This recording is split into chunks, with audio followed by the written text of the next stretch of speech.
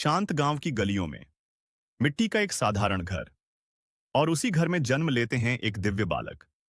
मां की गोद में मुस्कुराता हुआ शिशु पूरे गांव में आनंद फैलाता है। बचपन से ही वह बालक अलग था।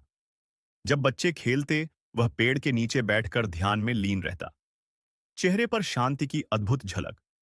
धीरे धीरे उसकी राह संतों की संगति में ले गई। नदी किनारे भजन सुनते हुए उसका हृदय पवित्रता और भक्ति से भर गया।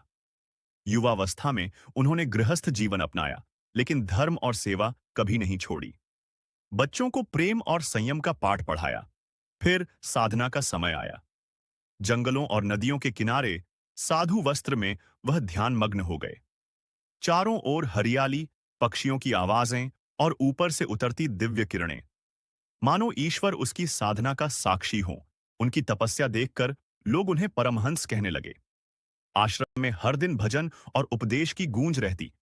वह गरीबों की सेवा करते और भक्त प्रेम व करुणा में लीन रहते।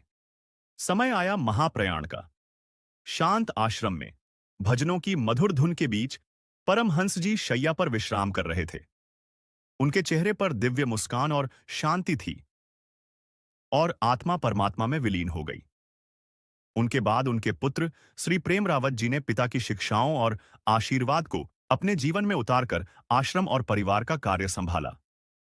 उन्होंने सेवा, धर्म और करुणा को आगे बढ़ाया और अपने पिता के आदर्शों को पूरी निष्ठा के साथ आगे ले गए। आज भी उनके आश्रम में दीपक जलते हैं। लोग श्रद्धा से फूल अर्पित करते हैं और उनके वचन गूंजते हैं, सच्चा धर्म सेवा है, सत्य और करुणा ही ईश्वर तक ले जाते हैं।